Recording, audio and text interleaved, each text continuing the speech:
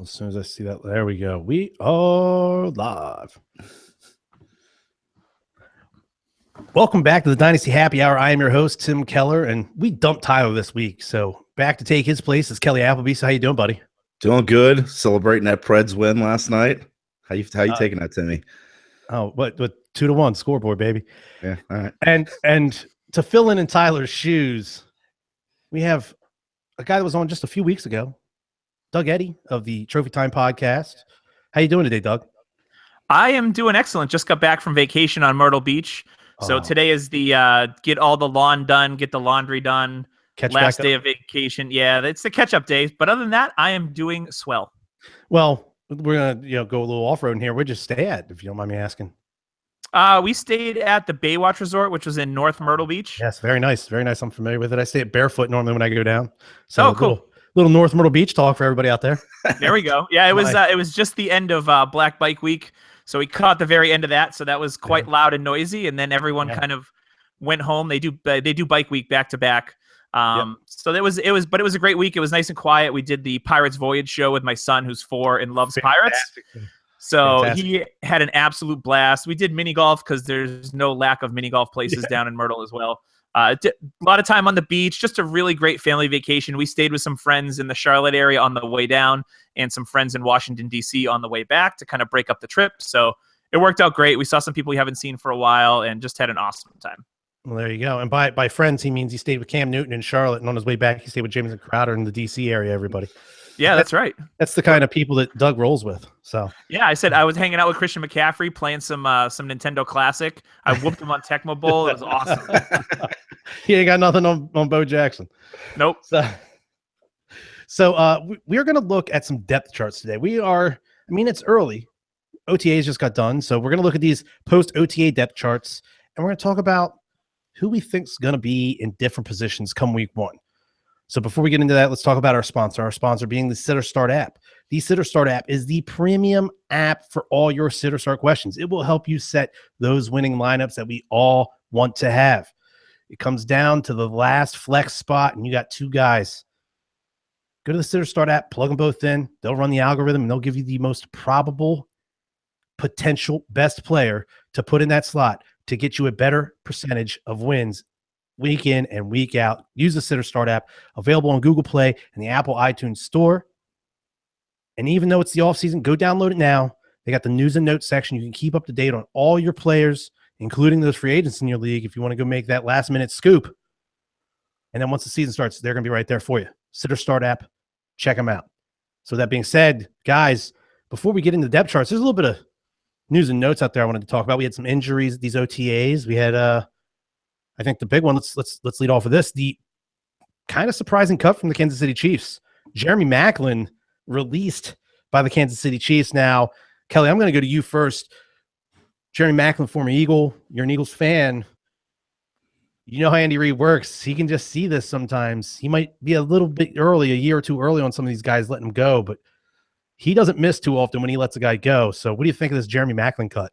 I think, as we've seen, $12 million for a guy that's in and out of the lineup because of injury problems. It was a surprise to some, but I seen it coming. I mean, they've drafted guys to replace him with. He's starting to cost too much. I mean, we know as Eagles fans, he was hurt like every 3-4 games. So he's had a groin issue for as long as I can remember. That's what hampered him quite a bit last year. Ended up blowing his knee out one of the years too in Philadelphia, but I'm not totally shocked. I feel like he's going to end up landing with another team that could use a veteran presence. But Andy Reid seems to, like you touched on, know when the time is right to get out. He definitely does seem to know when it's time to just let a guy walk. So, Doug, I'm going to pose this question to you. Kelly kind of brought it up, but he's going to be a good target for a team that needs that veteran wide receiver to kind of come in and solidify that wide receiver core, maybe help some of these younger guys that they may have just picked up via the draft or free agency develop into the receivers that they hope to be. So what are some of your favorite landing spots for Jeremy Maclin?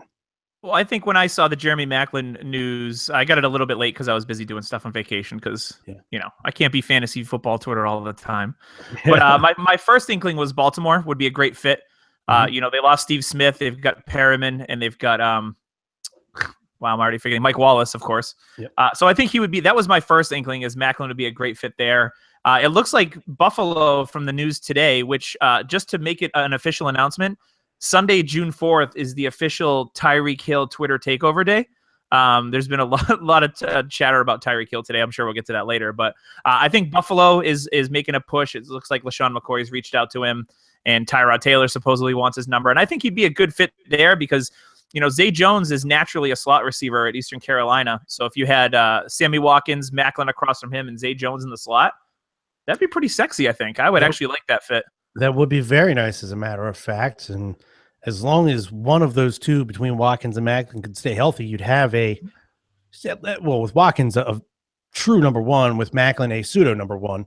Right. To allow Zay Jones to just sit back and not have to worry about, as it stands, if Watkins were to go down, all of a sudden Zay Jones would have to play that number one role. And I agree with you there that I don't think that's necessarily his base. Personally, I think some places like the LA Rams might be interested. They have a lot of youth, very youthful and full of question marks receiving core. I don't want to say lack of talent, but there are definitely question marks that abound with that Rams receiving core. Same thing with Cleveland. I just don't see Cleveland making that buy. Cleveland's playing a different ball game right now. They are skewing extremely young. They're just grabbing up as many assets as possible and then just trying to develop them as best as they possibly can. But yeah, I think Macklin's definitely going to have a market.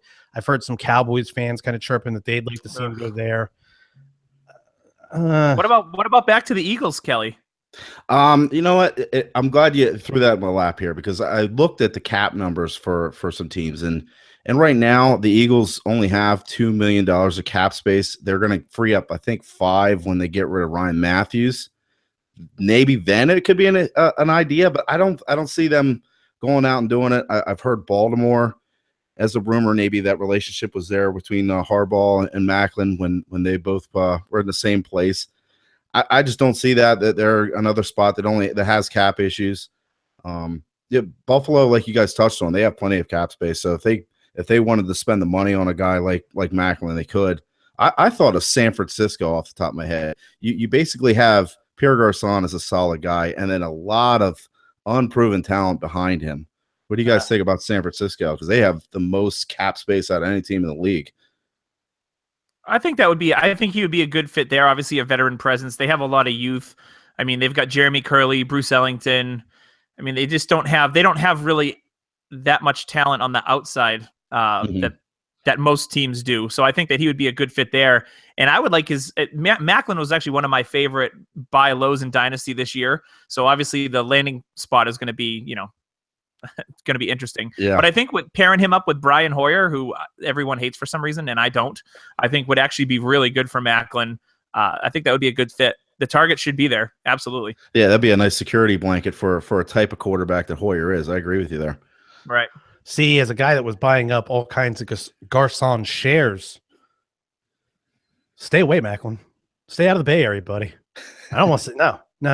Garçon is going to get 160 to 180 targets this year, and you going there is going to mess that up for me. So selfish fantasy analysis from Tim. Hey, let's go to Buffalo, New York here, Mac. I obviously think it could be a landing spot that he could go to and I don't want to say thrive in, but do well. He could do well there for sure. It'd be him and Garçon as the 1-2.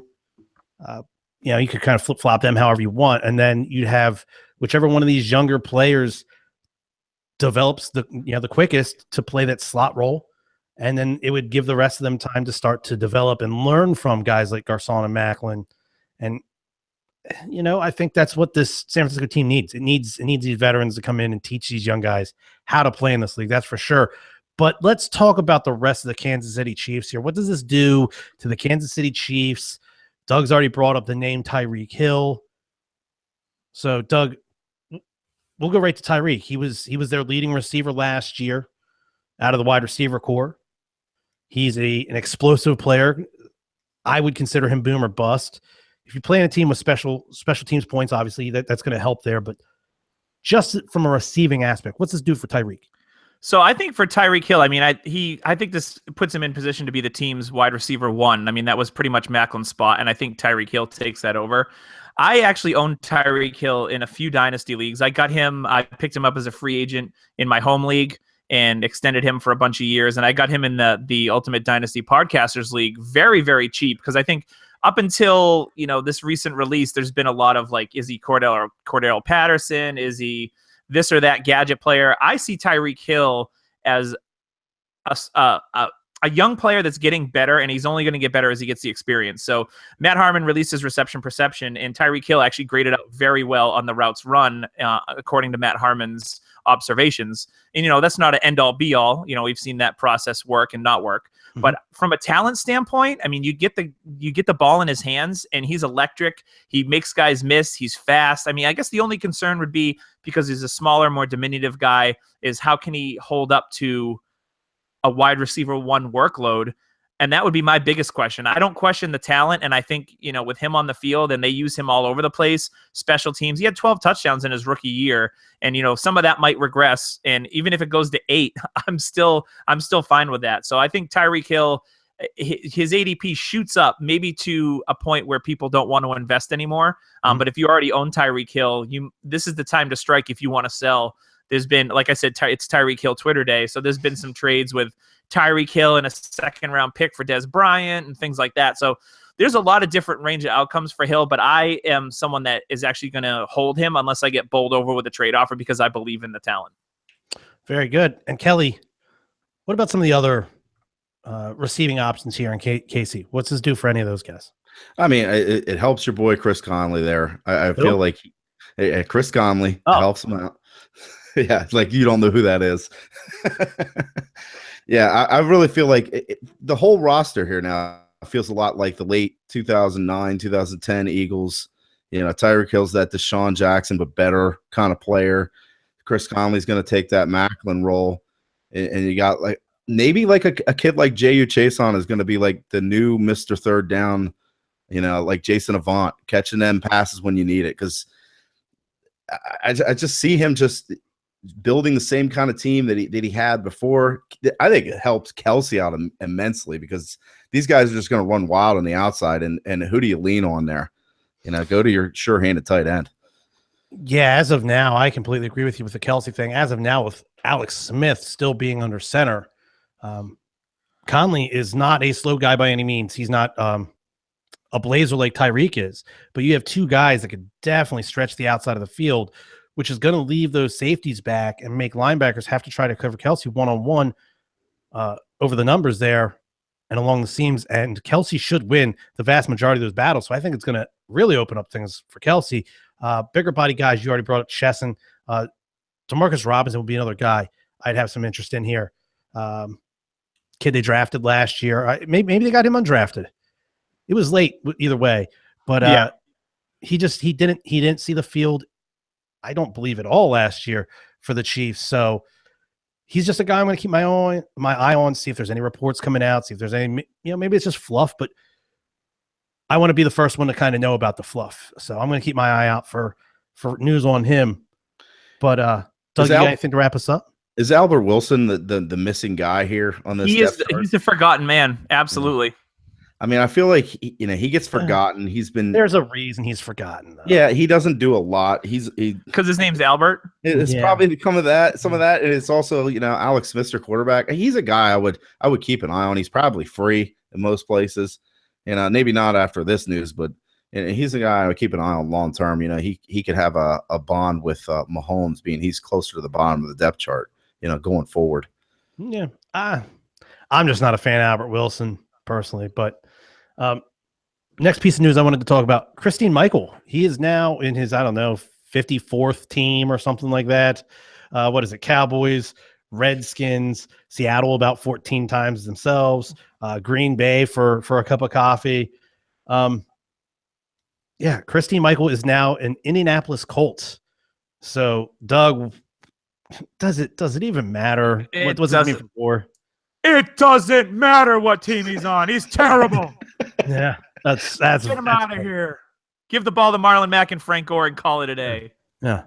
And just to stick with the Rock references, I'm assuming at some point the Colts will cut him, Seattle will sign him, and then you can do the finally Christine Michael has come back to sit, and then nobody will care. So crickets. Yeah, it's just when will GMs just let this die for us? Just let it go. The Patriots had him in for a workout in the offseason, which I was like, really? Yeah, if they hadn't already stock up with everybody else, they probably would have signed. Well, they hadn't signed their 15th running back at the time. So that's right. Yes, wasn't officially full. But do GMs not talk to each other? Do they not get on the phone and say, "Hey, listen, I know you've had Christine Michael in, and I know call Jerry Jones. He's a straight shooter, I would think, most of the time. Like, what's the deal with this Christine Michael kid?" He probably doesn't even remember him. He probably doesn't. I think it speaks though to how bare the Colts cabinet was there outside of Gore and Mack. It's just they needed to have somebody else serviceable because we all know it's a war of attrition. Okay, so they still need somebody that's serviceable. Turban? I don't know about that. Yeah. Those biceps are for real though. Yeah. So, it was like David Boston-esque. Yeah. So I don't know. Last little bit of news I wanted to bring up was Dennis Pitta has injured his hip again. At this point, I'm going to assume that this is probably going to be it for Dennis. There was questions after the original one whether he would play again or not, and he came back last year and he had a heck of a season. He had such a good season. In fact, late in startups early this year, I was getting him in like the 13th, 14th, 15th round. And I'm like, this is a startable tight end on an almost every week basis, just based on the relationship he has with Joe Flacco. So obviously I personally, I'm going to lose out on those teams that I picked him up for, but it's such a late pick. It really doesn't matter. But does it really give us any sort of answers here, Kelly, with the tight ends in Baltimore? Because they still have, 6 to 7 more guys out there. They have a ton. Yeah, they have a who's who of a vet like Ben Watson, Max Williams waiting in the wings to ascend. Crockett Gilmore, my one of my bust picks from years ago, Darren Waller, wide receiver convert. So I feel like this is a real opportunity for Max Williams to step up and seize this job because Ben Watson's not exactly a young fella anymore. So I think it's just they're probably going to do what they've done though. And disperse the targets amongst guys and situationally play their tight ends so they feel comfortable, with Max. Yeah, I wouldn't be surprised for them to make a play on Gary Barnidge either. That tight end group, it does have some upside, but there's a lot of injuries in that group, obviously with Pitta. And Pitta led the NFL in tight end receptions last year. So he was super valuable. I actually got him super late in a tight end premium league, and I was really happy with that up until the injury news. But I could see them making a play for a guy like Barnidge too. And a good veteran, same division, maybe wants to get a little revenge against the Browns. Yeah. See, I don't know why you need to get revenge against the Browns. I've been playing them twice a year. So because they cut him. They pretty much drafted David Njoku and then sent him the note like, see you later. Yeah. Oh, you're saying Gary Barnidge get back at the Browns. I thought you meant the Ravens. I'm like, I don't know what you need to get back. No, Gary Barnidge. Gary Barnidge should get that revenge game narrative going. Okay, yeah, I get that then, yes. See, I've actually heard just complete rumors here about Gary Barnidge, but the Steelers, and then the Broncos as well, just kind of rumored to be potential landing spots for Gary Barnidge. I haven't heard anything about Baltimore yet, but it does make a little bit of sense. I mean, if he does, have that hate in his heart, then maybe he'll take a discount and go to a place like a Pittsburgh or a Baltimore for sure, just so he can play those Browns and more than likely get some W's against them. Yeah, I don't want him to go to Denver and touch my AJ Derby. No, I have deep dive AJ Derby. I have a few shares of AJ. So Doug, yeah, I feel you there, buddy. But let's get into some of these depth charts. Want to look at some of these, just see if we think they're laid out properly, or if there's somebody we believe in that seems like they're buried and that we think might force their way up to these depth charts a little bit. So starting with the Arizona Cardinals, I really don't see anybody here that sticks out to me other than Chad Williams. Obviously, the Cardinals it looks like they're keeping all their rookies towards the back end of these depth charts, at least for now. But ahead of Williams as of right now, Aaron Dobson, Jeremy Ross, Marquise Bundy, Jaron Brown, Britton Golden, J.J. Nelson, John Brown, and then, of course, Larry Fitzgerald. So what are your guys' thoughts on I forgot Aaron Dobson was still in the league, and I'm a Patriots fan. Well, he never really did much for you. He got to play like 1 or 2 games a year, and he showed some flashes in preseason, that's for sure. But what do you think about Williams? Is Williams going to even see the field this year? I hear there's talks about him just kind of shadowing Larry this year, and then next year they attempt to release him and see if he can play that Larry Fitzgerald role. With Chad Williams, I think that he could see the field a little bit this year. I mean, they obviously invested a 3rd-round pick in him, so they believe in the kid, and there's not much outside of Brown, Fitzgerald, and Nelson. So, I mean, if you get an injury, and we all know John Brown has had some issues staying on the field. You know, he had the sickle cell, he had the spine issue. He says he's 100% healthy now, but he's had hamstring issues in the past. Mm-hmm. So, I mean, there is a way for Chad Williams to see the field. So, you know, his dynasty stock has been going up, which I think rightfully so. Larry Fitzgerald came out and compared him to had hands like Anquan Boldin, which is really high praise. So if you believe in that kind of stuff, you know, from the OTAs and preseason, it's a nice note to have. But yeah, I don't see anyone else on that depth chart. But I think Chad Williams has a chance to see the field here, you know, if everything breaks right, even in 4 wide receiver sets, which, let's face it, Arizona doesn't use the tight end very much. They've got Jermaine Gresham, who's more of an inline blocker who catches a few passes here and there. I will take a little bit of a swerve and from an Arizona depth chart at running back. I actually like Kerwin Williams if you need to handcuff David Johnson, because we all know David Johnson got hurt late in the season. He's had a huge workload. So if you want to stash Kerwin Williams, I don't think that's saying Kerwin over TJ Logan. Just from experience, I don't think Arians is going to give it to a rookie. And Kerwin, when he played mop-up duty and he got some touches, he actually looked pretty good. So I think Kerwin Williams is the guy to own, at least for this year with David Johnson and then maybe TJ Logan in the future. But yeah, I think Kerwin Williams, if David Johnson were to go down with an injury, I think he could play a nice, valuable role, and he's absolutely free. So I agree with you there. So we're going to go ahead and we're going to skip over the Atlanta Falcons because that depth chart's pretty solidified. We're going to have to they're going to have some major injuries for some of these guys to really start filling in. Same thing with the Ravens. And it's not that they're really solidified. I just think that I don't think none of these young guys that they have at any of these skill positions are really going to compete this year, at least to get anywhere when it comes to, you know, getting starter type snaps. So let's go to the Bills. And this is a name that, Doug, you brought up earlier, and that's Zay Jones. He's currently slotted in as the number 2 receiver opposite Sammy Watkins. So there's not really anywhere he can go but down if something is to happen to him. But do you see anybody else making a push that's currently on the roster to push him out of there? Not really. I mean, Andre Holmes would probably be the next guy in line, but yep. I mean, I don't think he's the versatile type of receiver that Zay Jones is. And I think that Zay Jones is going to be, I've said it on our Trophy Time podcast before, that I think he's going to lead all NFL rookies in receptions this year if he stays healthy. So I don't really see much behind him to take him over, to be quite honest. You know, they spent a high 2nd-round pick on him, so the draft stock's there. His wide receiver coach from college is there with him in Buffalo. Just all the things line up for Zay Jones to play a nice role for Buffalo this year. Yeah, just based on the snap share he's going to get.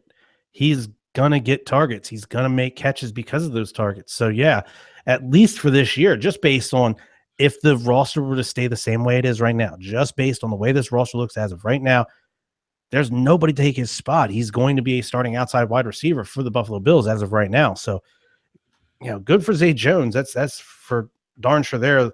Let's go over here and look at the Carolina Panthers. Now, they do have some young guys on this team, 1st and 2nd round picks, as a matter of fact. And the 2nd round pick, Curtis Samuel, is already there. I guess you can call it a starting slot receiver. He's penciled in as the slot wide receiver here for the Carolina Panthers. So, Kelly, what are your thoughts on Curtis Samuel? And do you think they're going to go with 3 receiver sets more often and Samuel's going to get a good snap share or what? I think they're going to utilize him in the same way they kind of use, and maybe even better than a Philly Brown. So I feel like he's going to get volume, but this whole Carolina offense is just, I feel like they almost have to change what they're doing. You know, they used to be like a road grader run offense with big wide receivers. They still have some big guys with Kelvin and Funchess, and Samuel could maybe work that underneath stuff. But until I see it on the field, I'd be just guessing on how Riverboat Ron's going to run this offense. Okay, I wanted to bring up two other receivers, and just based on the reports of how Kevin showed up to the offseason program, and then Devin Funchess, his lack of really showing anything his first couple years in the league. They have Charles Johnson, formerly of the Minnesota Vikings, and then Russell Shepard, a kid that showed a little bit of flash last year in Tampa Bay when some injuries let him get some playing time. So I like both of them as that fill-in type role. I don't think either one of these guys could be a number one wide receiver for this team, but I do like them both as a fill-in. If one of these guys in front of them, if Devin or Kelvin were to get hurt, or just whatever happens, maybe a cut would happen because somebody can't lose some weight, or I don't know. But yeah, I think these are just two names you want to kind of keep in the back of your head here. But I think the biggest question for everybody is McCaffrey. So Doug, we'll go to you. They took McCaffrey with the first round pick. He's currently listed as the number 2 running back here for the Carolina Panthers. Is he going to pass Jonathan, and when will he do it? I don't think he initially passes Jonathan Stewart. They just extended Stewart. I think they like what Stewart brings to the table. He's been an effective running back when he's healthy. Now, I know that's only been probably 48% of the time.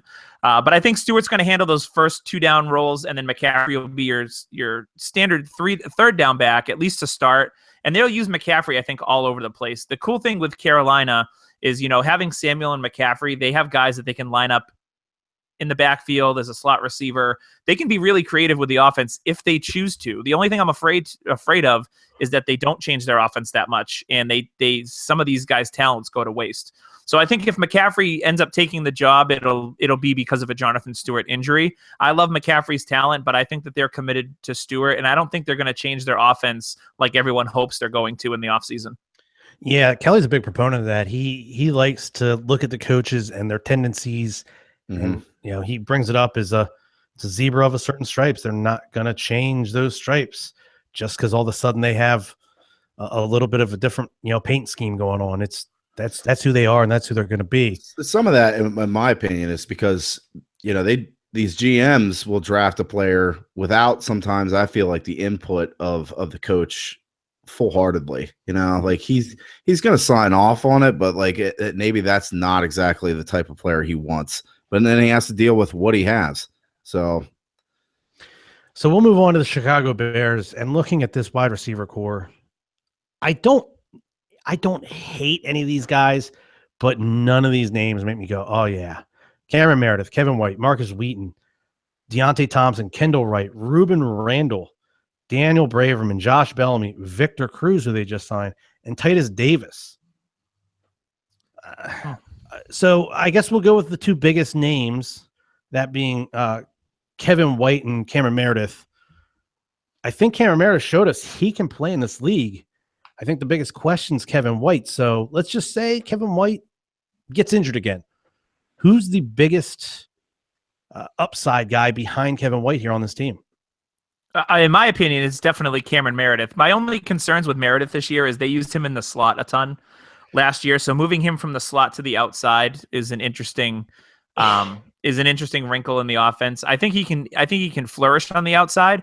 And let's face it, another Kevin White injury is the most likely thing to happen because the guy just can't stay on the field. There was issues.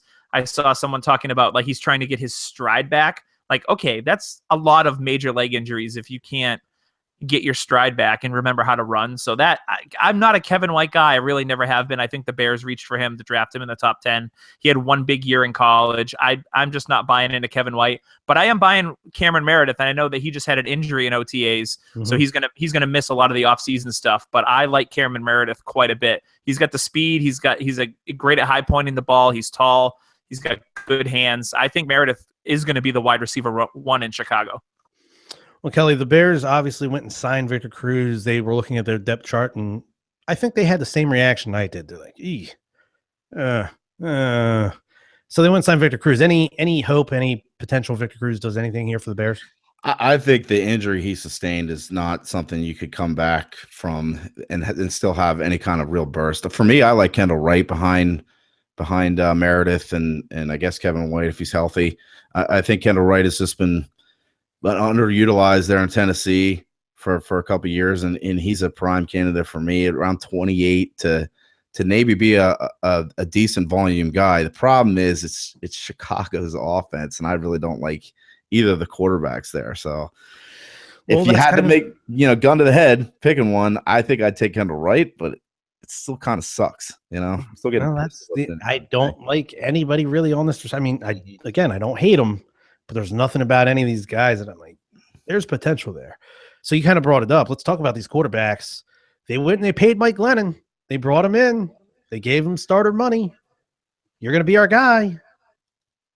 And then the draft happens, and Mitchell Trubisky comes off the board at number 2 overall. So, Doug, who are we going to see out there slinging the ball around in week 1? No injuries happen, just based off talent. Who's going to be out there as the starting quarterback for the Bears? I think it's going to be Mike Glennon. I don't think Trubisky's ready in year 1. I mean, he only had 1 year as a starter at North Carolina. He's got limited experience at the position.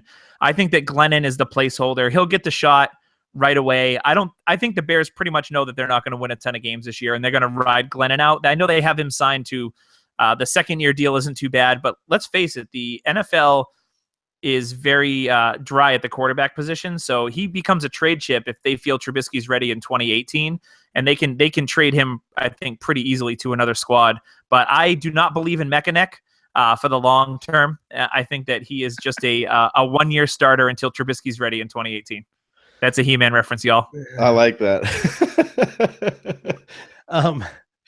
Call me off guard with the He-Man. Yeah. Kelly, what's going to be the Cowboys? What's going to be the Bears' record when we see Trubisky hit the field? Oh man. I guess I'll give him maybe a 2-9, around week 12, maybe. Okay. Yeah, I mean, I don't know. Glennon, for me, he's obviously going to be the guy because he knows how to take a snap from under center.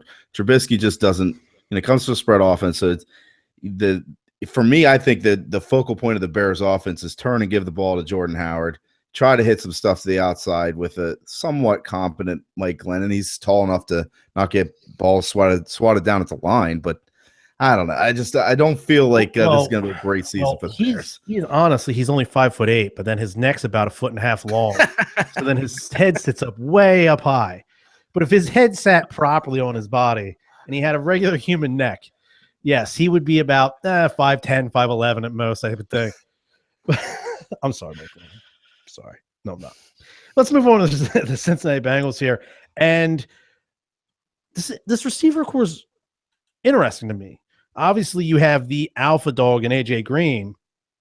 They just drafted John Ross, who's already penciled in as the starting slot receiver here. But then you got guys like Tyler Boyd behind guys like Brandon LaFell. You got a guy I still hold a little bit of interest in, Cody Core there.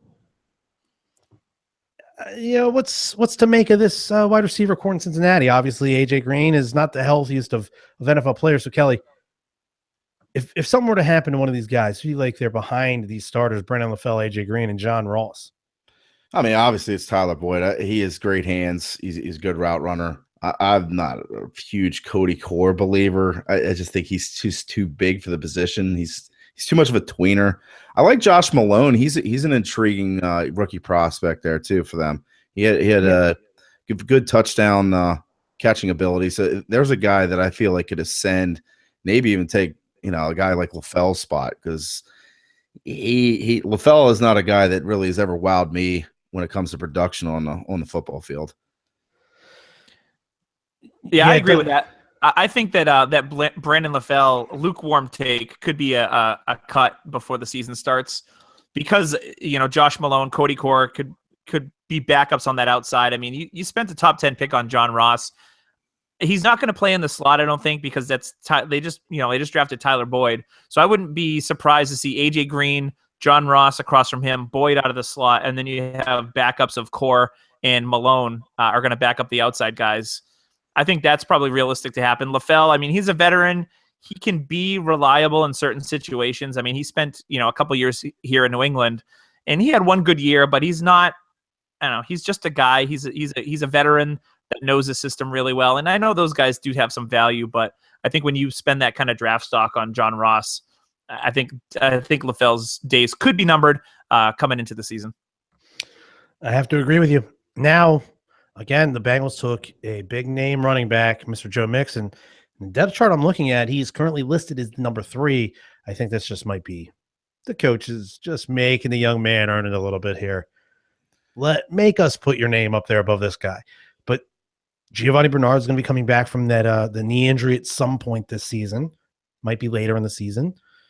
And then Jeremy Hill has kind of underwhelmed now for a few seasons. So, Kelly, who's going to be the starting running back week 1 for the Cincinnati Bengals? I think you touched on it right there. It's going to be Jeremy Hill. You're going to see a little Mixon during this year, and I think eventually he takes over that role. But I don't see them just gifting it to him, especially when his I don't want to say partner in crime, but his new best friend is Adam Pac-Man Jones. Hopefully they don't get into too many illicit activities this offseason. We kind of brought that up on last week's podcast. Tyler, myself, we had some guests on. We kind of brought up about, Vontae Burfict. I can't say his name. And then, yeah, there you go. And then Pac-Man Jones, maybe those are the type of guys you want to keep mixing away from. And it just so happened a few days later, there's that tweet of Pac-Man and Joe Mixon. It looks like you're at some concert or something. Hey, just gonna watch the company you keep, Mr. Mixon. Yeah, as long as it's not 3 a.m. because nothing good happens at 3 a.m., Hey, the sun was shining in this picture, baby. So, hey, that's good. Good times out in the sun. I didn't see any adult beverages, at least in any hands.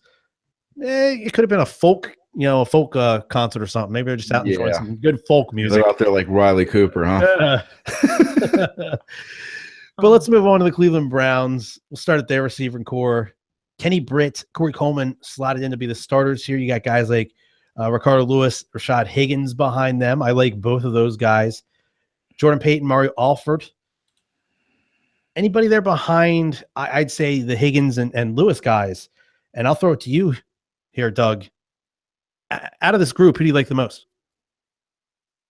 I would say out of this group, I like Rashard Higgins the most to kind of take that slot role. I think that's where he kind of fits in the NFL. I mean, this kid just a couple of years ago was a Biletnikoff finalist and really showed out at Colorado State. He led the nation with 750 receiving yards, 17 touchdowns. So he's definitely had he's used to a big workload, so I think he can handle that if it was out of the slot. There's obviously going to be a lot of targets because you've got, Njoku and some other players there, but I think that, his ability for his yards per catch was 18.2 yards in 2015, and that was the most in the nation with players over 65 receptions. So he's got some explosiveness to him. Now, he didn't test all that well, and I think that's what knocked his draft stock down. I think he went in the 5th round last year with the Browns. But I like Higgins as a really sneaky player out of the slot for an offense that could be ascending. I mean, it can't be any worse, right? But it could be an ascending offense with a lot of good pieces around him. So I think Higgins is a really sneaky play, and you can get him for free. Yep. Looking at the tight end position, it's Njoku. I don't see anybody taking that spot from him. But Kelly, let's talk about the quarterbacks. Cody Kessler, Kevin Hogan, Brock Osweiler, and Deshaun Kaiser. I mean, I can make a case that any one of those 4 could be the starter. But tell me, who's it going to be? Who's the week 1 starter for the Browns? I think week 1 is Cody Kessler. He seems to be the guy. I don't see how Osweiler's still there on the roster. They should just cut him and just save the money. Just take whatever hit you have. It's just not a good situation. I think if he's still on the roster, then it could be Osweiler, but I think Kessler's the way you want to go, eventually leading into probably Deshaun Kaiser down the road because he seems to have the most talent amongst the group long term. Okay. All right. Let's move on to the Cowboys. I just got one question. And Kelly, I'll throw it to you. Ryan Switzer. Does he got any shot at beating Cole Beasley this year? Is this something we're going to have to wait one more year and maybe they move on from Cole Beasley and Ryan Switzer can take over that slot role? Yeah, I think Cole Beasley would have to get hurt. You'll get probably a taste of what he's really like, in the preseason. I just don't – I feel like Cole Beasley, while he's, really effective now in a fantasy format, it wasn't like overnight that you become that Cole Beasley, Wes Welker type of player. It takes some time. So people want to look at the same site, same height, same weight, same skin color, the same position. So it's he's going to have to mature and become a vet himself. So even if Beasley were to get hurt, I think it's going to take Switzer some time to actually become that type of player. All right, Doug, we're going to move on to the Denver Broncos, and I'm going to tee these running backs up for you. C.J. Anderson, Jamal Charles, Devontae Booker, DeAndre Henderson, the new draft pick, Jawan Thompson, undrafted, and I didn't know this until I was doing this research, but long lost Bernard Pierce is on this roster. Oh, man, this is a blast from the past. So let's just look at these top three. You got C.J. Anderson slotted in as the starter. They just signed Jamal Charles. There's questions whether or not he's even going to make this roster. Oft injured throughout his career, but when he's healthy, man, he is so good. He is so darn good. And then you got Devontae Booker. So what do you think of these three guys here? So if you want to make a really savvy dynasty move, the move is to go out and trade for Devontae Booker. So I'm going to give you some stats. Devontae Booker had 5 starts last year. He ended up with 612 rushing yards and 4 touchdowns. He didn't average, yards per carry. I don't really put a lot of weight into yards per carry. But he also had 31 receptions for 265 yards. Now, what if I told you there was a running back in the NFL that had 17 carries for 87 yards and a touchdown versus Houston? He had 19 carries for 84 yards and a touchdown versus San Diego. Had over 100 yards rushing against Kansas City. So a few of these are against good defenses. And then if you played this particular Devontae Booker player in your championship week, if you played in week 17, which there are some leagues out there, I was part of one, he went for 14, 109, and 2 touchdowns. So to me, I think the talent is there with Devontae Booker. C.J. Anderson, outside of a small sample size, I've just never been a huge fan. He did break the Patriots back in the playoff with a long touchdown run, so that is memorable. But C.J. Anderson, to me, I'm not really buying into it all. I love Devontae Booker, especially at the price that you can get him for. And I see him, he was a productive back at Utah when he was there. He just turned 25, so he's a little bit of an older prospect compared to some of the rookies from last year's class. If you look at Player Profiler, his closest comp is to LaShawn McCoy. So there's a lot of things that really point in the direction that Booker could be the guy there as early as this year. And I would compare him to not really.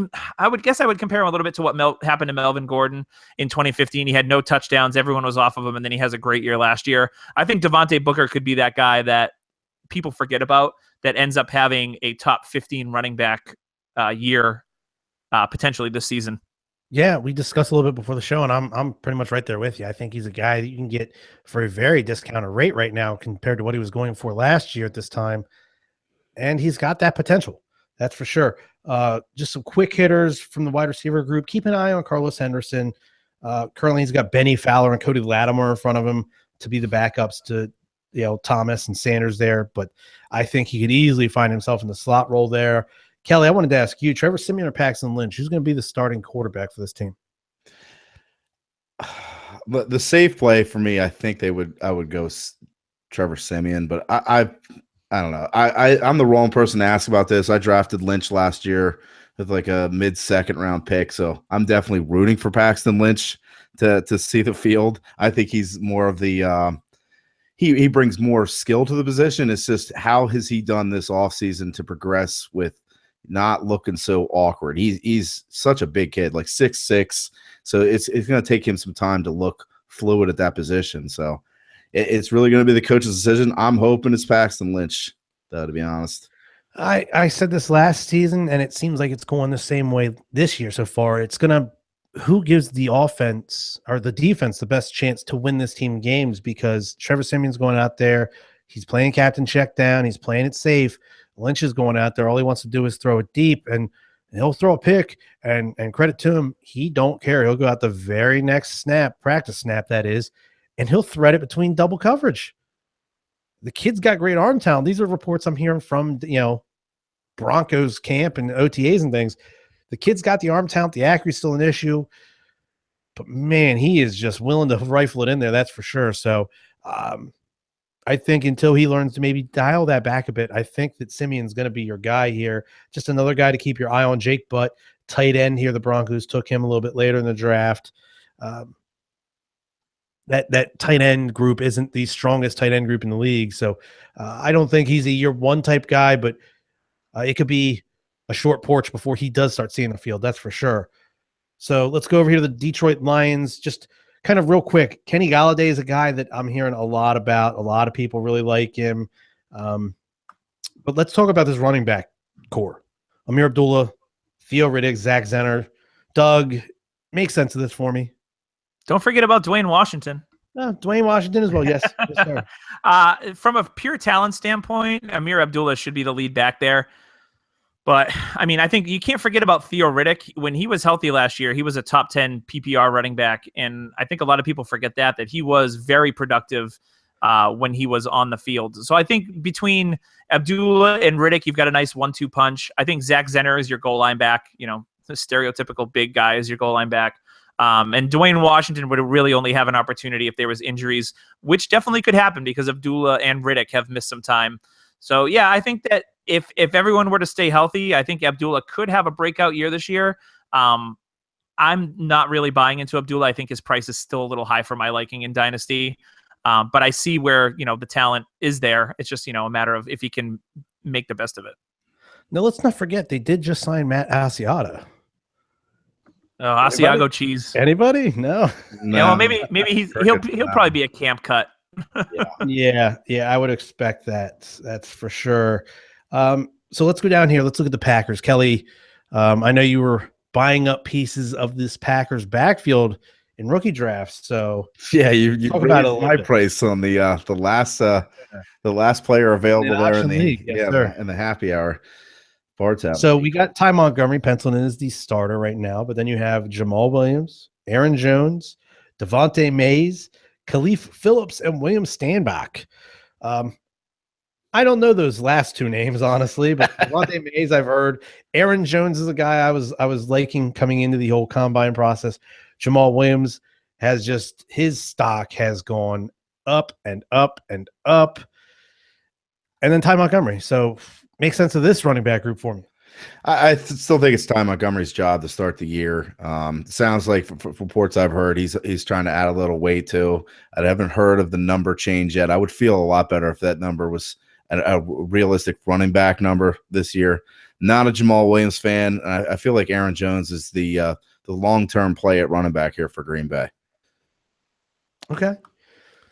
Boom goes the cannon. I'm a big Ty Montgomery guy, and I'm also a huge Aaron Jones guy. So I completely agree with that. But let's not forget about Andy Janovich, who's going to vulture some touchdowns and get people all sorts of pissed off during the season. Yeah, that's just the Packers MO. It's that. Yeah, they always have that. He's the new John Kuhn. Yep, the new John Kuhn. They always have the fullback. Shout out to John Kuhn, local guy here between Kelly and I. Mm-hmm. Let's move down here to the Texans. I think the biggest battle here is going to be who starts the season as the backup to Lamar Miller. Currently, Alfred Blue is listed as the number 2 running back, but Kelly, how long till Deonta Foreman just literally runs right past him? I think in training camp, to be honest with you, because Alfred Blue is mediocre at best. All right, so we'll move right on to the quarterbacks. And Doug, this one's for you. Looking at this depth chart that I'm currently seeing, they got Deshaun Watson as the 3rd quarterback behind Brandon Weeden. Now, I mean, it'd be a slim case, but I could maybe stand up and make a case for Savage to be the week 1 starter. But like I said, it's thin ice, baby. So any chance Watson's not the starter come the beginning of the season? I mean, I could see Tom Savage coming out as a starter because Bill O'Brien is a little bit stubborn. Mm-hmm. Yeah. So I could see, Savage has been with him now. I think this is the 3rd year they've been together. So there's some trust there. Deshaun Watson, I think it's probably a 50-50 chance that either Savage, I think Savage is going to come out as the week 1 starter. And I think there's a 50-50 chance that Watson could win the job in preseason. But I don't know. I like Watson a lot. He's a proven winner. I think he's got some opportunities with being able to not lock eyes with his receivers. Mm-hmm. He doesn't progress well through his reads. And I think that's one thing that'll drive Bill O'Brien absolutely insane. So I think they start off with Tom Savage, play good defense, and then maybe get to Watson if they feel they need to. But I think it's Savage, a.k.a. Nick Cage, his job to lose.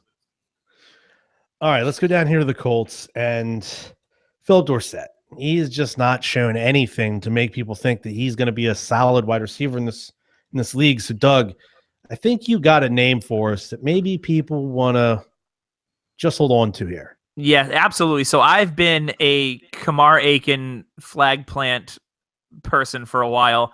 I love Kamar Aiken. I love the talent. Just 2 years ago, and it seems like forever ago because that's how fantasy football works. Yeah. Just 2 years ago in Baltimore, he had 75 receptions for 944 yards and 5 touchdowns.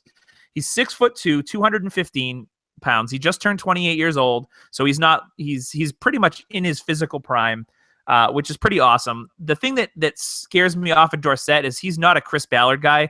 Ryan Grigson reached for him and took him in the first round. So I think that Kamar Aiken, I think he's probably listed as 4th on their depth chart, but he's going to be given every shot in the world to win that number 3 spot and even possibly get to number 2, because we all know that Dante Moncrief's ability to stay on the field hasn't been that great in his career. So I think Aiken could be a super sneaky pick in a high-octane offense where Andrew Luck is going to throw the ball a ton. And I love Kamar Aiken. He's going to play with a mean streak. He was pissed off that Baltimore didn't use him last year, and I think that's going to show on the field. And Kamar Aiken is going to surprise a lot of people and have a little bit of a resurrection to his career. And you got to like the quarterback he has throwing to him. Absolutely. Scott Tolzien. Who doesn't love no, Andrew Luck? Let's move down here to the Jaguars. I really looking at this depth chart. Leonard Fournette's easily the starter. I can't make a case for Chad Henne to be the starter over Bortles. They have so much capital in Bortles. They got to ride him until they can't ride him anymore. And by that, I mean draft somebody that can actually do something well. So my biggest question for the Jacksonville Jaguars is who's going to play opposite Allen Robinson to start the season? Is it going to be Allen Hurns or Marquise Lee? Doug? It's going to be Allen Hurns on the outside with Lee in the slot. Book it. Okay. All right. You heard it here, people. We already spoke about the Kansas City wide receiver core, so let's talk a little bit about this running back core. Spencer Ware, Sharkhandrick West, and then Kareem Hunt, as of right now anyways. So, Kelly, you like Kareem Hunt? Is he going to take over? I feel like, yeah, he's a better version of Sharkhandrick West. So I think at training camp, it's going to be pretty clear-cut. It's going to be Spencer Ware and Kareem Hunt coming out of the backfield. West will be there if injuries happen, but if you had any Sharkhandrick West shares, you should have moved them on a long time ago. Yeah, I agree. I think at least to start the season, Hunt will remain the number 2, but I could see Hunt taking over as the dominant running back there in that backfield at some point this season. So we'll scroll on down the page a little bit more to the Los Angeles Chargers. And already Mr. Mike Williams is slotted in as a starting wide receiver. Mike Williams, Keenan Allen, and Travis Benjamin are your starters, followed by guys like Artavius Scott, Dontrell Inman, Isaiah Bruce, somehow on here. Not with a C, B-U-R-S-E. Never, I don't know about Isaiah Bruce. I don't know who that is. Yeah. And then they have Tyrell Williams all the way back as the 3rd receiver behind Keenan Allen, behind Dontrell Inman. So, Doug, makes sense. Tyrell had a pretty good season last year filling in for all these guys when they got hurt. Why is he, behind Inman, behind Allen at this point? Yeah, this is it. This is probably one of the harder depth charts to figure out on how it's going to shake out when the season starts. Keenan Allen, I've heard that they're going to try to move Keenan Allen into the slot and get him out of the outside where he was a very productive player when he was on the field. So they're going to allow him to take hits from bigger people. Yeah, apparently. So okay, it seems like a good scheme, right? Yeah. I think Tyrell is a really good buy low candidate if you can get him, because I think a lot of people are scared off because they drafted Mike Williams. So if you can get Tyrell Williams, I think the talent is definitely there. He was an undrafted free agent, had over 1,000 yards last year, had a knack for the big play, kind of like the old school Malcolm Floyd, if you will. Yeah. Kind of filled that role as that tall, lanky field stretcher. And I like Dontrell Inman quite a bit as a possession receiver. So it's going to be really interesting to see how the whole thing shakes out on where they slot all these guys. But I would definitely take a stab at Tyrell Williams. He's only under contract. He's a restricted free agent after this year. So he may have an opportunity for someone to sign him to an offer sheet and go elsewhere in a better opportunity for him, because, you have Allen, you have Williams. There's just a lot of guys there. So it's going to be really hard to kind of figure that whole thing out until we get a little bit deeper here into the offseason. Yep. And then down to the Rams. Everybody knows the names Cooper Kupp and Josh Reynolds. But in front of them, there's names like Robert Woods, Tavon Austin, He was a candle that burned bright for a very, very, very short period of time. The good Michael Thomas, according to Tyler, Bradley Marquez, Pharoah Cooper. So, Kelly, how long is it going to take for Kupp and Josh Reynolds here to move up the depth chart? And how far do you see either one of those guys going? Ooh, the second question is a big question for me. I don't think it's going to take too long. I feel like Robert Woods is going to see a lot of the volume in that offense. Kupp's going to see the field. I feel like Reynolds is I really want to say he's going to be the opposite there, but you don't know until training camp. So I feel like those young guys are going to get plenty of opportunities. There's not a lot of players to pass there, in my opinion, for them to see the field. Personally, I like Josh Reynolds over Pharoah Cooper. I like him over Bradley Marquez. And just based on the veteran status of Robert Woods, I wouldn't put him ahead of Robert Woods yet. I like his talent more than I like Robert Woods. But I think just based on knowing the playbook, knowing the league itself, Robert Woods will be the starting wide receiver on that side anyways. But I don't think it's going to be that hard of a task for a guy like Josh Reynolds to really show the Rams what he needs to show them this year, and they can feel comfortable making the move to make him the starter next year. I think probably the most interesting battle on this roster is between the tight ends. They had the guy they drafted last year in Tyler Higbee. And now they went out and drafted a pass-catching tight end in Gerald Everett. So, Doug, who do you like here? Is this going to be this guy that comes in and kind of surprises us year one? Well, you've pretty much heard most everyone talk about Gerald Everett as the Jordan Reed type. Mm-hmm. In a McVay offense, and then Higbee being more of an inline blocker. I think they're going to use a ton of two tight end sets, so I don't think there's going to be any one guy between the two that's going to have necessarily a higher statistical year than the other. I think that they like Higbee. Higbee reminded me a little bit of Gronk when I saw him coming out, big, physical, just a huge catch radius. So I don't know. I think I would probably, if I was in a dynasty draft, I would probably take Everett over Higbee because I like the talent a little bit better. But I think it's going to be a frustrating situation for fantasy owners this year to rely on a Los Angeles Rams tight end. And just to note, I think Josh Reynolds wins that outside receiver job because there's no one else with any kind of size on that roster. Yeah, last week we did hot takes. I had him as the leading receiver for the LA Rams this year. Nice.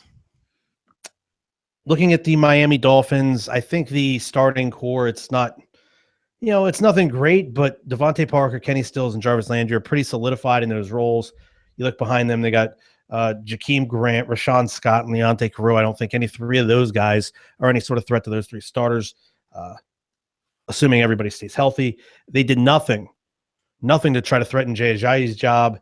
And then Tannehill is locked in as the starter there. They went and signed Julius Thomas, and he looks like he's going to be the day one starter at tight end for the Dolphins. So I think we don't really need to hit on the Dolphins too much. So let's move down here to the Vikings, and we'll talk about this receiving core. I love Diggs. I absolutely love Diggs. There are plenty of people out there that love Thielen.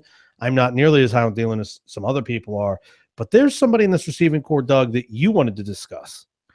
Yeah, so I think one of the sneaky signings late in the offseason process was actually Michael Floyd. So right now, kind of Laquan Treadwell's getting a lot of the hype with some of the videos from OTAs and things of that nature. But I think a lot of people are forgetting Michael Floyd. I mean, this is a player from 2013 to 2015 that averaged 900 receiving yards and 5 touchdowns a season. He's 6'3", 225 pounds. He ran a mid 4.4 40 back at the combine, which I know was years ago. He's obviously had some off the field trouble with alcohol. He came back. He was signed by the Patriots, won a Super Bowl ring. He had a touchdown for the Pats in the Miami game, had an awesome crackback block that freed Julian Edelman, which all the Patriots fans will be the one big memory of Michael Floyd. But I think that, given the opportunity, I think that Floyd could push Treadwell for that third wide receiver role and find the field because he is a talented player and he is absolutely free right now. I still to this day cannot completely let go of Michael Floyd. So I'm with you there. Kind of wanted to highlight, I think Kyle Rudolph is entrenched as the starting tight end here. This is just a name for maybe 2-3 years down the line. Bucky Hodges. I don't know what happened in the draft. He got a little bit disrespected, though, by the NFL teams, it seems, in the draft process. A very productive kid at Virginia Tech. And the Vikings finally took a a shot at him. So, Kelly, the question I'm going to pose to you when it comes to the Vikings is this running back core. They went and signed Latavius Murray, but then they went and drafted Dalvin Cook. So, who's the week 1 starter? I think for sure it's Dalvin Cook. You don't spend that kind of draft capital on the back to not use him. Latavius is what we all think he is. He's just 3 yards in a cloud of dust. The biggest problem I had with this landing spot for Dalvin, or just the Vikings in general, was their offensive line. I think they've addressed it with a couple picks in this draft, but that doesn't happen overnight. So I think the key thing for Dalvin Cook and his success this year is just the holes that he has given. He's still electric in space. So if they find a way to work him around in the screen game and check downs like that, I think he's still going to be a fine asset for years to come for the Vikings. Okay. Now, obviously, you don't win the Super Bowl and then have too many questions about your depth chart going into the next season. So there's really not a whole lot to talk about with the Pats. But being we have a Pats fan on, Doug, what in God's name is going on with this running back core? Like, try to help me out. I think the running back core right now on paper, you'll see some changes by the time the season starts. So I think Mike Gillislee is going to fill into that Blount role really well. You know, he's a player that as soon as I heard that the Buffalo Bills put an original draft round tender, which is a 5th round tender, on him, I talked on our podcast and I said, don't be surprised if the Patriots make a run at Mike Gillislee. Mm-hmm. And sure enough, 2 weeks before that, I traded for him and got him dirt cheap. So I was really happy about that, because I had conviction in my beliefs and it worked out. As far as, the pass catching role, I know everyone's kind of dismissing James White, but you've got Rex Burkhead, you've got Dion Lewis. I think that James White is one of Bill Belichick's favorite players. You saw his workload, what he did in the Super Bowl, and that can't be dismissed. I mean, I know you bring Burkhead on, you pay him good money. They gave him over $3 million on a 1-year deal. I think Burkhead plays some special teams. He gets involved a little bit in kind of like the in-between role. Like, I think he can do a lot of the things that Gillislee and White and Lewis can do. So he's kind of like your Swiss Army back. He can go in between the tackles, even probably get some goal line reps. It's going to be an absolute nightmare trying to pick one of these guys week to week if you have them in your fantasy lineups. And you still have Brandon Bolden there on the depth chart, which is, I think, a guy that you might see get let go, but he's been a core special teamer for the Patriots for a long time. He obviously doesn't have any fantasy relevance, but the thing is, the Patriots typically don't carry 5 running backs on their roster. The last time I can remember that was many, many years ago. So one of these guys, I think, is going to end up getting cut and finding a new home. And if I had to guess, it might be Dion Lewis. As much as I hate to say it, I think Lewis is a good player. Wow. I know I don't think it's really that hot takey, but Bolden is a Belichick guy. He's been on the team for 5 or 6 years now. Lewis has injury risk. He got nicked up in the Super Bowl. He missed almost the whole season with ACL. There's a lot going on there, and I think that he's probably the most replaceable out of any of the guys in that running back core. As far as other depth charts, wide receiver's pretty set, but I would make a note that I don't think enough people are talking about is that Julian Edelman is a free agent after this year. And they just picked up Andrew Hawkins from the Browns, who I love as a slot receiver. I know that Brandon Cooks, a lot of people said, Brandon Cooks is going to take over that role for Edelman. I don't see that. I think he's going to stay on the outside. So if you want to make a sneaky pickup in a really deep dynasty league that you got a really long roster in, Andrew Hawkins, to me, is a really good pickup by the Pats for them to be that slot role if they let Edelman walk after the season, which they've shown in the past. They let Welker walk when no one thought they would, and they run it as a business. So don't be surprised if that's what ends up happening. But just something to consider, and I don't think enough people are talking about right now. Yeah, the Pats are another one of those teams that they're not afraid to let a guy walk, even if it's a year or two, maybe ahead of schedule. They're not going to overpay somebody just to keep him around for 1 or 2 years. Looking at the Saints, I think these starters are pretty solidified. Willie Snead, Ted Ginn, and Michael Thomas. The question here is, can I honestly say Michael Homenowinui? I just wanted to say it. So let's talk about the running backs. Mark Ingram. So it's actually Anamanui, I think, is the correct pronunciation. Oh, did I mess it up? Oh, man. Yeah, he was for the Patriots for a while, so it used to trick everybody. But I think it's Anamanui. Anamanui. Yeah, it looks like it should be an H, but it's an O. I'm sorry. Whatever, Pats fans. Anyways, looking at the running backs, Mark Ingram, newly signed Adrian Peterson, and then newly drafted Alvin Kamara. So, Kelly, out of this 3-headed monster here, what role is everybody going to play? What role is ever going to play? Well, I feel like you're going to have your every down back there. They're going to try to use AP as much as they can. I just feel like this is Kamara's job though before we even get halfway through the season. I feel like there's like a underlying message here with Mark Ingram that he wants out. He doesn't feel loved anymore. I feel like there's something that's going to change. Like he could go to another landing spot. So there's a lot of questions to be answered here. I feel like Kamara is going to see the field sooner than later. It's just not going to be right away. Okay. Do you see him being a 3-down back type role or more just a passing down back? Yeah, I feel he has that kind of skill set. I mean, I remember just watching his tape and thinking he was more of a pass catching back, which he really excelled at. But when he stuck it up in the hole, he would bounce off of guys like he was 20 times more massive than he actually is. Love his running style. All right. So we'll move down to the Giants here. Again, Odell Beckham Jr. Nobody's passing him on the depth chart. Brandon Marshall got signed this offseason. I think he's got the other side locked up. I think it's the slot role that's going to go to a guy like Sterling Shepard, at least for this year. But they got a tight end who can also kind of play in that slot role. That's Evan Ingram.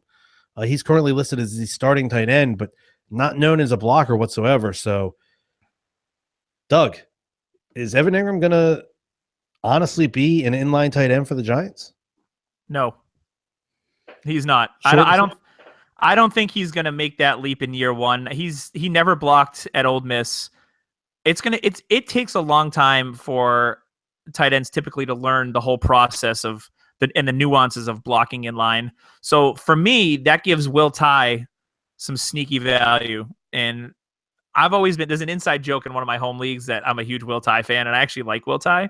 But I think that everyone who's got rookie fever and is drooling over Evan Ingram as a late first round pick needs to kind of remember that it's Dynasty. So it's going to take a little bit of time. I don't see him making a splash in year one as he kind of learns the position.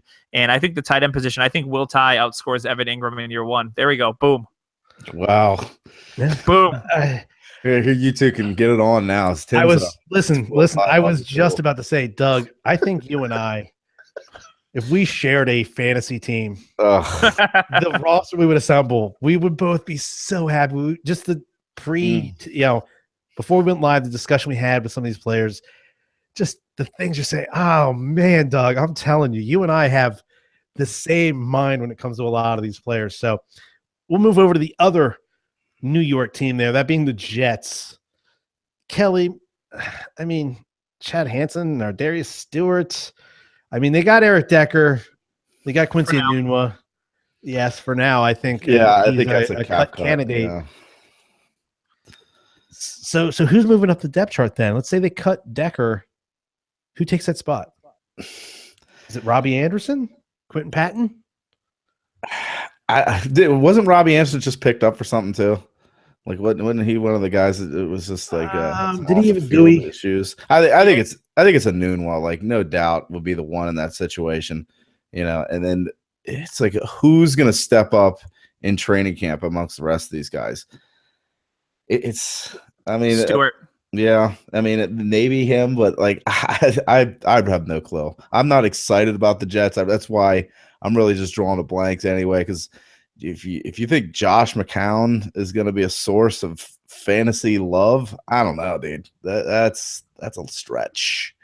Oh, they got good old Christian Hackenberg back there, baby. Yeah, here he comes. Statue. I think Eric Decker. I think ultimately, I don't think Eric Decker does get cut because they have a ton of cap room as it is, so they don't need to like free up more. So I actually think Decker is going to put up like a 8 touchdown season with 1,000 yards, regardless of who's quarterback for the Jets. And he's one of my actually absolute best values this year in fantasy because I think he's going to come back to form. I mean, he put up 10 touchdowns with Tim friggin' Tebow. I feel so bad for Decker. He's had some terrible quarterbacks in his career. I would love to see him get released and go to somewhere where they could, have a nice quarterback with him. I don't think they're going to let him go. Yeah. I mean, Katie Cannon is on this roster, so maybe he pulls his head out of his ass and shows something in camp and be a source of fantasy points for somebody this year. It's just not good though when you sign on with a team, you get cut within 2 weeks. Not even being drafted. That was a matter of a couple of days, I believe. Yeah. Yeah, they definitely made an example of Katie Cannon, that's for sure. Yeah, yes, for whatever it was. So let's look here at the Oakland Raiders. The closest thing I see to depth chart questions is Jared Cook. Anybody gonna challenge him for that starting tight end spot? Is Walford gonna realize his potential? I don't think so. I was a big Clive Walford fan coming into last season. He's got the young quarterback with him. They only have 2 real receivers with Crabtree and Cooper. I thought Walford was a really big breakout candidate last year, and with them signing Cook, kind of tells me that they're not totally sold on him either. So for that reason, I'm out. All right, so scroll on down here to the Philadelphia Eagles, and Kelly, I'm gonna let you go here. Can we wait 1 second? Oh yeah, who you got? Oh, I'm sorry. That's okay. So I'm going to bring up the one Oakland Raider when we talk about depth charts. So currently the starter is Marshawn Lynch. Now we all know Marshawn is on the wrong side of 30 years old. Yeah. He had a year off. He's doing his thing. He's eating Skittles. He's traveling the world. He's being awesome is what he's doing. Yeah. So I think one of the sneakiest draft picks in this draft was Oakland picking Elijah Hood. And I think it was the 7th round. They got him super late. So the reason for this pick from a depth chart standpoint is that I don't believe that Jalen Richard and DeAndre Washington can handle a 15 to 20 carry workload week to week. And if Marshawn Lynch were to get injured, or he were to say, you know what, it was fun, I got through camp and I'm just not feeling it anymore, and just retires, then Elijah Hood could be a huge benefactor in that, because he could really take over for him. I mean, we're looking at Elijah Hood 2 years ago, almost 1,500 yards and 17 touchdowns at North Carolina. Last year, which most people considered a really off year for him, he still averaged almost 6 yards a carry, which, again, I said earlier, wasn't a huge factor. But he had 858 yards and 8 touchdowns, and he caught 25 balls for 142 yards. So this is a guy that was a former, he's going to be a fringe first-round pick after 2015. He's part of the big 2017 class that everyone hyped up, and he's been the forgotten man. So if you own Marshawn Lynch in a league, you can usually get Elijah Hood at the back end of a 4th round in a rookie draft. That's a guy I would definitely want to target and own, because there's a lot of different ranges of outcomes with Marshawn Lynch, and some that honestly really scare me that he doesn't even see the field this year, because he is a wild card mentally. Hey, he can just be like, you know what? It's been real. I'm out. Yeah, he does his own thing. That's for sure. Mm-hmm. And more power to him. He's made a certain role for himself that he can do whatever he wants when he wants to do it, pretty much. But yeah, Elijah Hood was a 7th round pick, so you do make a good point there. Yeah, steal there for them. Yep. Mm-hmm. So down to the Eagles, we're looking at the starting 3 receivers: Jordan Matthews, Torrey Smith, Alshon Jeffrey, obviously. Behind them, Dorial Greenback and Bryce Treggs, Nelson Aguilar. Anybody behind those 3 currently on the roster that you think can move up? I think Matt Collins is a guy that's going to definitely move up. I think DGB's out. I think that he hasn't progressed enough in his route running, that a guy like Matt Collins brings the same size to the table but can play special teams. At the end of the day, they got to field a roster that can that play football at the end of the day. So Matt Collins is a guy who's going to end up staying on this roster. I look for Aguilar to actually bounce back. He's had some troubles, not lived up to that 1st round billing, but he's never been a guy that you hear that is not putting in the effort.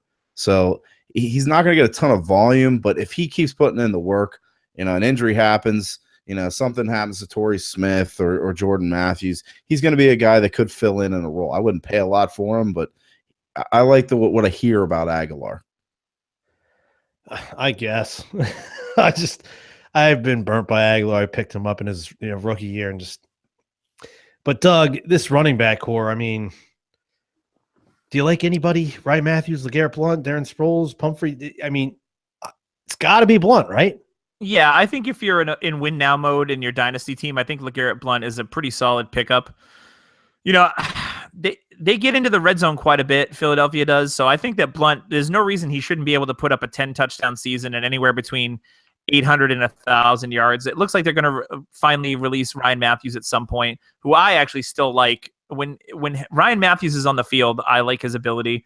But again, as we talked about earlier, just a litany of injuries over the course of his career has had him only have really one big productive season, and that was with San Diego a while ago. The 2 other guys, the pass catchers, Darren Sproles came out and said this is going to be his last year, and I think he's another good fit if you're in a win now team. And then after that is Donnell Pumphrey, who I listened to last week's episode, so hopefully he does not die on the field, because that would be terrible. But Donnell Pumphrey, I think, is the heir apparent to Darren Sproles. And know who else they have on that. Oh, they have Corey Clement. Tyler, where are you at? Yeah. Clement's boy, he's getting cut. They have Corey Cement on the roster. Yeah. Exactly. Those are the shoes he's wearing. So we'll move to the other side of the state and talk about the Pittsburgh Steelers. I think you're going to have Antonio Brown, Martavis Bryant, Darius Hayward-Bezier starters at least week 1. But Kelly, do you have any prediction for Juju Smith-Schuster? I feel like he's going to have some sort of a role in this offense. The Steelers like to use at least 5 different guys, no matter who's available. So I don't know if he's going to have a lot of fantasy relevance in year 1, but definitely a guy I would love to have on a team I'm building for the future. Yeah, I think he's got the upside there. That's for sure. I'd be interested to see what they officially think of Martavis Bryant once this year's over. If they're going to keep riding this wave and just hope he's going to be an animal. He's going to be an animal. I believe this season, yes, he will be an animal. It's whether he can turn that off once the game's over. Because if he does something stupid, I think the Steelers are just not. They're not going to deal with it. They're going to let him go. But yeah, I think he's out to prove a point, and he's got his nose clean. He's going to keep it that way. At least I hope so. Because when he's on the field, he is one heck of a football player. That's for sure. I wanted to move on to the Seattle Seahawks. Try to hit on these last couple teams pretty quickly here. Doug Baldwin, Jermaine Kearse, and Tyler Lockett look like they're your locked-in 3 receivers there. Behind them, you got Paul Richardson. You got Amar Darboh. He's a very big-bodied kid. I think he could be used down in the red zone, that's for sure. That just doesn't seem to be the Seahawks game necessarily. I don't really see anybody on this roster at the receiver position that's going to push any of these guys here. So let's talk about this. Another extremely crowded running back core. Just another team. Thomas Rawls, Eddie Lacy, Alex Collins, Mike Davis, CJ Procise, Trey Madden. We can erase Trey Madden from that list, honestly. Yeah. So let's just start with Eddie Lacy. Is Eddie Lacy got a shot at being the starter for this team, Doug? Absolutely. I mean, I think that CJ Procise is the stereotypical third down back and would only get the full down role with an injury to Lacy or Rawls. This is what Seattle likes to do. They did it with beast mode previously. They did it with Rawls when he was healthy. They want that guy that can carry the ball 15 to 20 times, and I think Eddie Lacy is that guy. You can make all the fat jokes and P90 jokes that you want about Eddie Lacy, but when he's on the field, he is effective. He has hands, so they all have hands technically. What I meant is that he does have good effective hands. Yes, he has a good set of receiving hands, so he can stay on the field for all 3 downs if you needed him. And CJ Procise, I mean, he's still a convert from wide receiver to running back. You know, he looked electric, especially in the Patriots game when he had that 75-yard run. But again, he's had issues with lower hamstrings, things of that. So he's got to prove that he can stay on the field too. But I think Eddie Lacy is the starter, and Procise is your third down guy, and Rawls is nothing but a backup, and same thing with Collins. Yeah, I think Collins is a backup at this point. They never gave him really a shot, and I think if they thought there was something else there, they would have at least got him out there to see. I get. I'm not sold on. I've never ever been completely sold on Eddie Lacy, and I guess I kind of have to be from a Seahawks perspective. But the back I want here is CJ Procise. I think he's got the longest. I don't know, staying power. I think he's going to be around the team the longest going forward. So the next team on the list is the San Francisco 49ers. We already talked about Pierre Garçon. He is the locked and loaded, at least as of right now, the number 1 receiver for this team. But beside him, you got guys like Marquise Goodwin and Bruce Ellington slotted in the slot and the opposite side of the field, respectively. Behind them, you got DeAndre Smelter, Jeremy Curley, Aaron Burbridge. Kelly, talk about some of these receivers. Aldrick Robinson, maybe? Is anybody going to make a push to be a starter opposite Garçon? Maybe Aldrick Robinson, just because of the speed threat that he brings. Jeremy Curley has always been just a underneath kind of guy. I don't know. It's like we talked about earlier when we were looking at possible landing spots there for Macklin. This team just screams like, please sign me, because these guys are just terrible outside of Pierre Garçon. I agree. Now, Doug, I'm gonna let you loose on this running back core. They have Carlos Hyde, who he seems to be like a 50-50 split in the dynasty community. There are some people that still believe in Carlos Hyde. There are some people that just have completely given up or just were never believers. They signed Tim Hightower this offseason. They drafted Joe Williams. They also went and got Capri Bibbs from Denver. But another guy you and I share the same mindset on. Talk about him a little bit. So what if I told you that there was a 5'9" running back, 195 pounds, who has a SparkX score of 127.7, which is in the 88th percentile. Tell me more.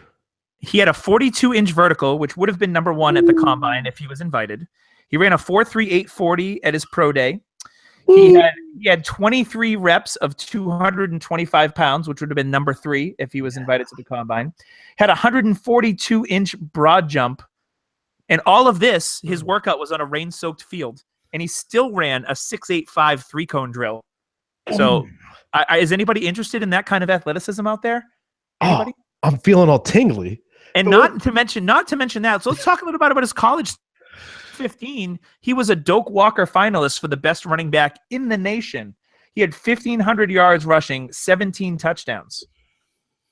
Pretty awesome, right? So what if I told you that Matt Breida was an undrafted free agent and he had 17 offers after the draft and he landed on San Francisco? So this is the kind of dynasty pickup that could pay huge dividends when you look at the athleticism from the player, the college production. Now, last year, obviously, there were some things that he didn't produce all that well last year. But if you watch some of the tape from Breida in 2015, that offensive line didn't do him any favors, and they kind of went to a different system that didn't really fit his talent. My only question with him, he only caught, I think it was 22 balls in college. So he doesn't fit that stereotypical third down role, but his athleticism does. So the early reports out of San Francisco's camp is that the heads have been turning from Matt Breida. I'm not really sold on Joe Williams, especially at his rising ADP. So I'm probably going to skip over him in most rookie drafts. I still do like Carlos Hyde because his price is becoming lower and lower. Yep. But for me, Matt Breida is the guy that you can pick up right now. If you're in a My Fantasy League, they just added him last week. So people didn't even get the chance to draft him unless they added him manually a few weeks ago when most of the rookie drafts happened. So Matt Breida, all aboard. Choo-choo. Let's go. Yeah, completely agree with you there, sir. I heard you whacking off in the background, Tim. I may have been. No, he was a guy that Kelly, you and I played in the college fantasy league last year, and I scooped him up for my college team just based on his sophomore and junior season productions, and then I started digging into him, and his tape from those 2 years looked amazing. And then his senior, he just didn't produce. Could have been an injury, could have been a litany of things to really maybe knock down his production a bit. And he goes undrafted, small school guy, but athletic is all hell.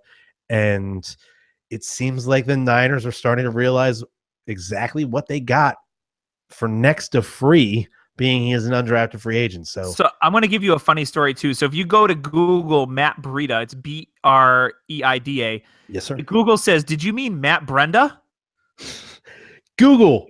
True story. Step your game up. Yeah. You need to know about Matt Breida. I'm telling you he's coming.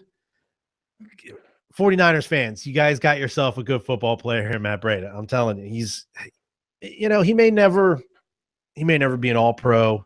There's a ridiculous long shot that he ever approaches getting a gold jacket, but this kid can play some good football. So let's move on here to the Tampa Bay Buccaneers. Mike Evans, no one's touching him. Deshaun Jackson, I think at least for this year, he's safe. So my question is who's the slot guy here for the Buccaneers, Kelly? Is it Adam Humphries? Is it Chris Godwin? Is it somebody else that's on the roster? I think it's Chris Godwin. Love the player coming out of college. I think he's got hands for days. He is going to be productive in year one as a rookie. Doug, is there any chance O.J. Howard passes Cameron Brate to be the starting tight end here for Tampa come week one? I sure as hell hope so.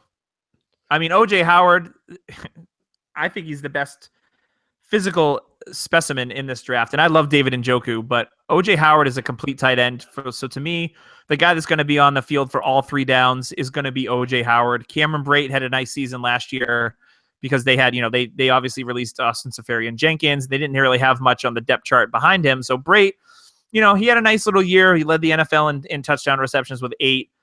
But this is OJ Howard's job, bar none. He's already turning heads in OTAs. OJ Howard is the guy. And I want to talk to you about the running backs, Doug Martin, Charles Sims, Jaquiz Rogers, and Jeremy McNichols. Who do you like out of that foursome? I know it's messy. I think out of that foursome, this is tough. I'm a big Charles Sims guy, but he kind of didn't necessarily take the reins last year when he had the opportunity. I'm still going to go with Doug Martin. I don't think they end up cutting him. I think that he's going to serve a suspension for 3 games, and I think that he's the guy. But if he does get hurt, I think that, Jaquiz, Jeremy McNichols is very polarizing to me because I've heard a lot of people say McNichols could be the starter. I've also heard people say McNichols might not make the team. There's a lot, again, range of outcomes. There's a lot of them. So I'm trying to kind of hedge my bets with McNichols the best I can. I think they like Jaquiz Rogers quite a bit. Charles Sims just 2 years ago, he had 500 yards receiving, 500 yards rushing. The talent's there. This is just a messy situation. I think if you can avoid it, if you can. But I think when it comes after the suspension, I think Doug Martin's still going to be the guy. This is where you and I have to break up now. Yeah, it was nice while it lasted, Doug, but it was. Jeremy McNichols Auf Wiedersehen is going to be that guy. I mean, Doug is so up and down. He is not consistent at all. Now we got the off the field concerns with the suspensions. Charles Sims, so much hype and really lackluster performance. I think Jeremy McNichols has showed at Boise State he can be a between the tackles runner. He's got amazing hands. He can catch that ball like it's nobody's business. He's an all-around running back that this team just none of these guys can do it all. He can. I think if he develops the way I hope he does, I don't doubt that he could be an every down back for the Tampa Bay Buccaneers. I think some of it also comes from the fact that right now he's recovering from a shoulder surgery that he had this offseason. So we're not getting the warm and fuzzy mini camp storylines the fluff pieces that all the other rookies are getting right now. So I'm here to fluff McNichols fluff him. Yeah. Oh boy. Yeah. So the Titans depth chart looks as such. You have the receivers at Corey Davis and Rashard Matthews, but then that slot spot's open. We got guys like Tajay Sharp, Harry Douglas, Trey McBride, Eric Weems, and personally my favorite to take the job, Taywan Taylor. So Doug, you're nodding your head. Why shouldn't he be the starting slot receiver? There's no reason why Taywan Taylor shouldn't win that job and be the starting receiver. I mean, Tajay Sharp was a nice story coming out of UMass, which isn't known as a football power, except for producing Victor Cruz and Dr. J, pretty much. Mm-hmm. So to me, Taywan Taylor, the athleticism, the ability after the catch is all gravy. I don't see any of these guys. Harry Douglas can go work at a 7-Eleven somewhere. Yeah. I know he's a reliable veteran, but Taywan Taylor is here to stay, and I think he's going to take that job. I completely agree with you. And shout out to Marcus Camby, another UMass product. That's right, Marcus Camby from way back when. The running backs: Kelly, DeMarco Murray, Derrick Henry. Do you think we're going to see a lot of the same thing we saw last year? I think to start the season, yes. I feel like eventually, though, like this is going to continue to lead down the path of Derrick Henry taking his job over. DeMarco still has something left in the tank, but I think you're going to see more and more of Henry getting more of a timeshare of this offense. Yeah, I think so. I think Henry is the guy of the future there in Tennessee. So we'll move on to the Washington Redskins. And these starting 3, I love these starting 3 wide receivers here. And this is coming from an Eagles fan. Terrell Pryor, Josh Doxson, and Jamison Crowder. I mean, none of these guys are like solid, proven NFL just monsters. Yet, exactly. Pryor showed last year when given the opportunity, he can be a solid wide receiver on the outside. I still hold extremely high hopes for Josh Doxson. This kid was my number 1 receiver last year. He is going to be an animal I hope, in this league. And then Jamison Crowder, the day he got drafted, I texted my Redskins buddy and told him the same thing I just told you Niners fans about Breda. You got yourself one heck of a football player. Don't look at the combine numbers. In Breda's case, do look at the combine numbers. But Crowder didn't value at the combine. He didn't have ridiculous production in college, but the kid just played good football. And we see what good work ethic and good talent does when you got a guy like Jamison Crowder now in the league. Behind them, though, it's a whole big pile of mess there. But I think the biggest question for everybody here is the running back position. We have Rob Kelly, Chris Thompson, and then Samaje Perine, their 4th-round pick. So, Kelly, you unmuted there. You knew I was coming to you. Who's going to be that starting running back for the Redskins and just bury Matt Jones even deeper into that hole he's dug for himself? Yeah, I think you're going to have to come to the realization that Matt Jones is probably not going to be on this roster come week 1. Yeah. It's a tough call. I mean, we talked about it a couple weeks ago about Matt Kelly and Samaje Perine about who has that job. Oh, Matt Kelly, he's playing running back? Not Matt Kelly, Rob Kelly. Yeah, Jesus. He's the hot take running back. He's the hot take running back coming at you. Hey, no offense to Matt Kelly, but I think I'd take Fat Rob. Yeah, over Matt Kelly as a running back. I don't think Matt Kelly can take a hit from a football player. Sorry. I'll take, when it comes to analysis, I'd rather listen to Matt than Rob. So the too many Kellys on the mind here. I still think it's Rob Kelly's job to start the season. I think Samaje takes that job probably pretty quickly. And, they're both going to get a timeshare, but I think that Gruden really likes the way that Rob Kelly can protect in the passing game, and he's going to see the field just because of that. Now, Doug, there's a name out there that I just want to throw out there to see if you have any interest in, and maybe this can rekindle something. Okay.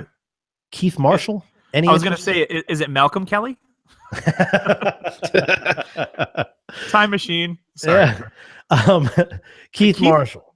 I wasn't a big Keith Marshall guy last year in the process. Couldn't stay healthy in college at Georgia. Didn't stay healthy last year. Yeah, I know he's got wheels on top of wheels. Yeah, so he is fast, but I don't know that he can really do I don't think he has a grasp on the running back position as a whole. I think he would be more of like a gadget type of player. I just don't see him. I think he'll probably stay on the roster because I think Matt Jones' days are numbered and he'll become a gravedigger somewhere. So Keith Marshall doesn't really interest me. I guess maybe if I was in a super deep league, I would take a flyer on him just because. But I do want to go back to the wide receivers, and let's not forget about Brian Quick is also on this roster. So God forbid there be an injury to Doxson or Pryor. I like Kirk Cousins a lot this year, so I think Brian Quick, want to talk depth chart, could see his way into some playing time if something happens in front of him. So. Yeah, I don't. Yeah. I think Brian Quick would be the shoe-in if something were to happen to one of those three to step up and fill that role. I don't see any way that Brian Quick is, barring anything happening to anybody, going to work his way onto the field above any of those guys. When it comes to Keith Marshall, I still hold hope. Obviously, the speed's a major factor, but I think they definitely, at least they have to like him more than they like Matt Jones at this point. Gruden's made it extremely clear that Matt Jones he's in the Mark Ingram club pretty much. Yeah. Mm-hmm. Yeah. But before Rob took the job last year from Matt, Rob had a very solid yards per carry average. He definitely improved over his rookie year. It was just the fumbles again. So we saw guys like Tiki Barber when he first started have issues holding on to the football. So if he can figure something out, I know he had that it was like a Simon Says football last year where if he wasn't holding it in all the right spots, it would buzz or make noise at you, or I don't know, cat call some lady down the street, or I don't know what it did, but even that couldn't help him. So if Matt Jones can figure out a way to super glue a football to his forearm every play they hand it to him, so as a pure running back, I think he's got a little bit of talent. So I would advise Matt Jones to watch the movie The Program and be like Omar Epps and just carry that football around no matter where you go, and all your teammates try to punch it out. Yep, that's what cured Omar Epps' ills in The Program. So I think that's a proven cycle that he should work on. There was a lot of good tidbits from the program. So yeah, and I think that when you said Cody Latimer, and I said who's going to be more well known when it's all done, Cody Latimer or Latimer from the program who put his head through the window and had the skull face paint? I think it's going to be Latimer from the program. I think it's going to be Latimer from the room. Yeah, definitely. A little bit of the juice, a little bit some scary face paint there, and then some goal line stands. So, but yeah, Tyler, I'm sorry we went long, but 32 teams. We went over all the depth charts. We talked about some of our favorite guys to grab real late or absolutely free. Matt Breda. And so, Doug, yeah, I'm just going to let you go. Where can the people find you, man? So you can find me on Twitter at @DaFantasyFather. That's DA Fantasy Father. I am the host of the Trophy Time podcast, which is on tffgurus.com. But you can also find it on iTunes, Google Play, Podbean, Stitcher, all the major things. And I also do write for tffgurus.com. So during the course of the offseason, I'm going to have a bunch of articles out. And during the season, I actually write all of our DFS content. So if you like to play on DraftKings, I'm your guy. Check it out, and we will take care of you. Yes. And you can also find that podcast over at the dynastyhappyhour.com Indeed. website. Rankings, articles, and a ton of podcasts. There are 7 or 8 podcasts, I want to say now, over there, housed on the site. And it's just a whole lot of great opinions, a whole lot of good takes, and they're not all the same. Not everybody's over there agreeing with each other like Doug and I did today. That's for sure. So, except for Doug Martin and Jerry McNichols. Yeah, there you go. But as far as that, man, as long as we could stay away from the Tampa Bay backfield, I think we could have a very nice roster, and you and I would both like it so much. Kelly and I have actually shared a team, and we don't see as eye to eye on so many players as Doug and I do. So yeah, you two would be a better match. Tim and I squabble quite a bit about players like Will Ty. But that's what's fun. But that's what's maybe in the future we'll have to make it happen. But that's what's fun about fantasy is differing opinions, and then eventually we get to see who's right and who's wrong. So go over to dynastyhappyhour.com one last time. Check out our sponsor, the Sit or Start app. We thank them very much. You can find Tyler on Twitter at DHH Gunth. Mm-hmm. Kelly, where can they find you? You can find me at Dynasty Kelly app. I had a couple people shoot me some messages this week about trade advice, so feel free to shoot me a line. I'll do my best to reply to you and give you my horseshit opinion. It's a terrible way to sell it, but okay. I am at Tim Dynasty FF on Twitter, and go over to the site if you want to contact the show. Go over to the site, and we have the contact the show form. You can reach us right there. That comes to Tyler and myself. And go over to iTunes, leave us a review. That'd be very helpful. Until next week, draft, trade, win, and repeat.